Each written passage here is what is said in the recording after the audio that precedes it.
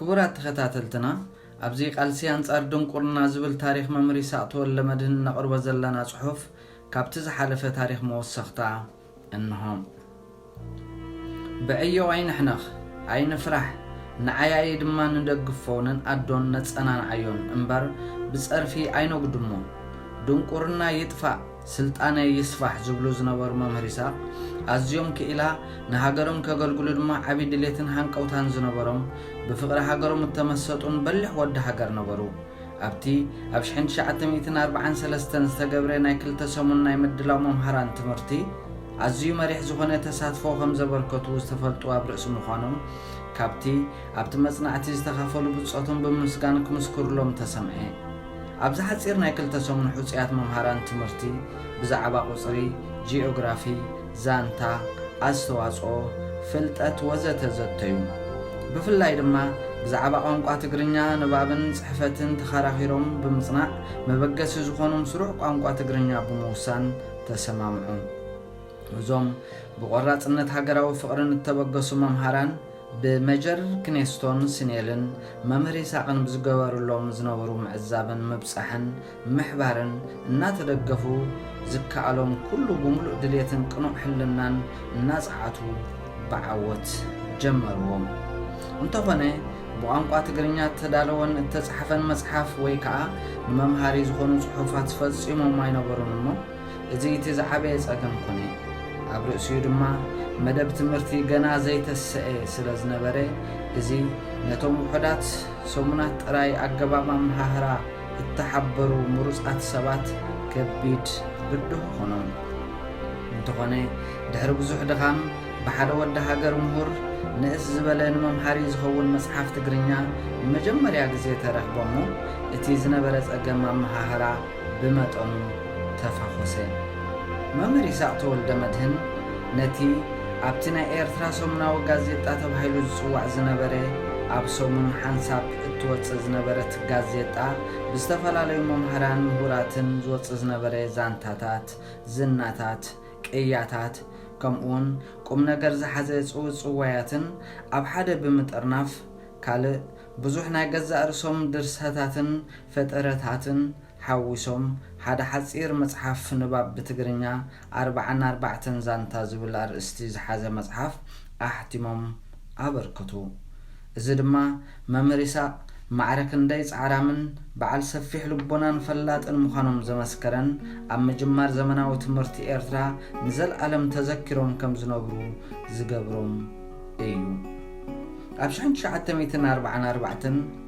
مجمريا كلن أبيات تمرتي بناي جزء رسن هجرة وعنقا ممهاري منتي خلا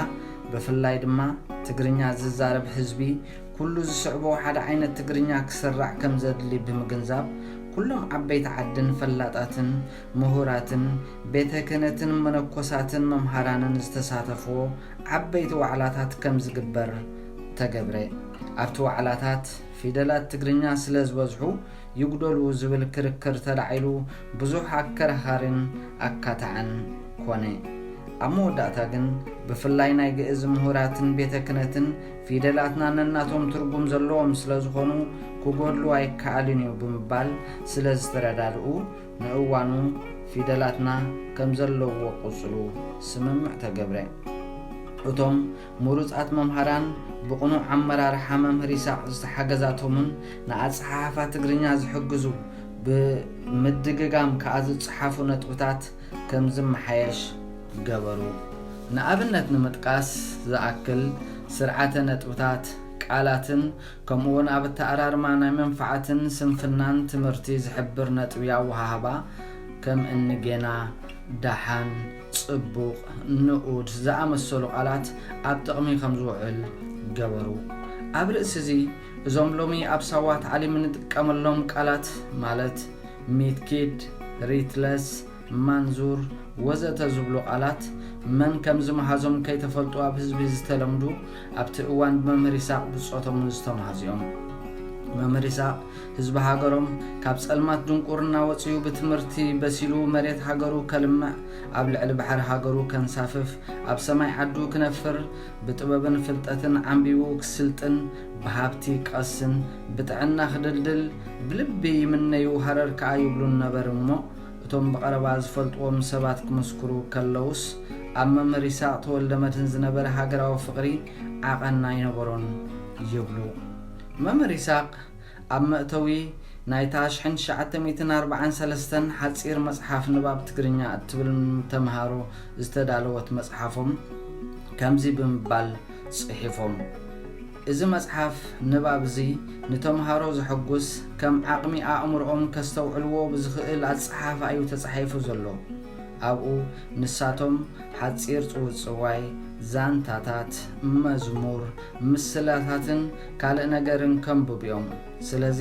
መምሃራን ኣብቲ ዛንታታት ንተምሃሮኦም ጥቕምን ትምህርትን ኣለዎ እሞ መታን ፈተውቲ ምህሮ ዓየይቲ ንሱሓትን ክኾኑ ከነቓቕሕዎም ተስፋ እናገበርኩ ንመዓላ ይግበሮ ኢለ ይምረቕ ኣለኹ ብምባል ኣስፊሮሞ ይርከቡ። ብምቕጻል መምህር ይስሐቅ መባእታ ቁጽሪ ትግርኛ እትብል መጽሓፍ ኣሕተሙ። ኣብዛ መጽሓፍ ድማ ብዙሓት ሓደስቲ ቃላት እናፈጠሩን ንዝነበሩ ድማ ከም መሓይሹን ምስ ትምህርቲ ስነ ቁጽሪ ከም ዝሰማማዕ ንምግባር ተጋዲሎምን ደኺሞምን እዮም።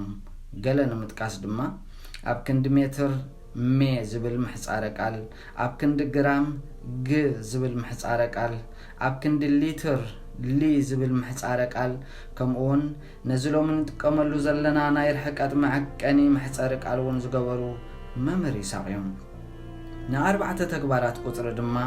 ምድማር፣ ምጉዳል፣ ምርባሕ፣ ምምቃል ዝብል ቁኑዕ ስም ክህብዎን ከለው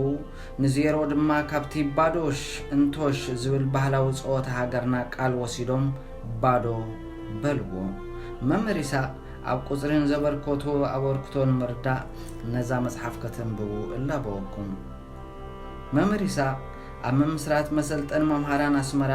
ቤት ትምህርቲ ኣዋልድ ከምኡውን ኣብ ምምስራት ሽማግለታት ወለዲ ተምሃሮ ወሳኒ ተራ ዝነበሮም መምህር ነበሩ። ብፍላይ ኣብቲ እዋን ወለዲ ደቂ ኣንስትዮ ደቆም ናብ ቤት ትምህርቲ ኣይንሰድድን ይብሉ ስለ ዝነበሩስ መምህር ይስሐቅ ካብ ቤት ክህነት መምሃራን እናምጽኡ ከም ዝመሃሩ ብምግባር ደቂ ኣንስትዮ ከምቶም ኣወዳት ኣሕዋተን ተማሂረን መምሃራን ብምዃን ከገልግላ ዝገበሩ መስተውዓል መራሒ ነበሩ። መምህር ይስሐቅ ንዝመጾም ዝነበረ ምስ ምምዳብ መምሃራን ዝተተሓሓዘ መምሕዳራዊ ጉዳያት ብምስትውዓል ይፈትሕዎ ነበሩ። ኣብ ማሕበራዊ ህይወቶም ዝተኸብሩ ቆጸራ ብምኽባር ዝፍለጡ ንዝደለይዎ ሓሳብ ብምሳሌ ገይሮም ከረድኡ ዘይጽገሙ ነበሩ። መምህር ኣስፋሃ ካሕሳይ ድሒሮም ቀኛዝማች ኣስፋሃ ካሕሳይ ብዛዕባ መምህር ይስሐቅ ክዛረቡ ከለዉ መምህር ይስሐቅ ተወልደ መድህን ዝዓሸወ እናለበሙ ንዝደንቆረ እናምሃሩ ስነ ስርዓት ብዝመልኦ እሩምን ኣብነታዊ ኣካይዳን እናርኣዩ ብክእለቶም ላዛ ኣዘራርብኦምን ወግዖምን ኣብ መንጎ ህዝቢ ሃገሮም እተፈልጡ ዓብይ ሓድጊ ዝገደፉ ነበሩ ብምባል ድሕሪ ግብኣተ መሬቶም ጽሓፍሎም። ከምኡውን ብዛዕባ መምህርነቶም ከረድኡን ከለዉ መምህር ይስሐቅ ኣብ ክፍሊ ቤት ትምህርቲ ኣብ ኣኼባ ኣብ መንገዲ ዝኸድዎ ቦታታት እናመሃሩ ዝመላለሱ ስለ ዝነበሩ ናይ ሓቂ ሕቡል መምህር ነበሩ ብምባል ይገልጽዎም። እዚ ከዓ ናይ ቁኑዕ መሳርሕቲ ቁኑዕ ምስክር ክበሃል ይከኣል። መምህር ይስሐቅ ተወልደ መድህን ብ8 ሐምሌ 1909 ዓመት ክመልኡ ቁሩብ መዓልታት ጥራይ ምስ ተረፎም ብዙሕ ከይተሰቃዩ ካብዛ ዓለም ብሞት ተፈልዩ። ንሕና እውን ኣብ ዘመናዊ ትምህርቲ ኤርትራ ብዝገበርዎ ዘይሕልል ኣበርክቶ ንስርሖምን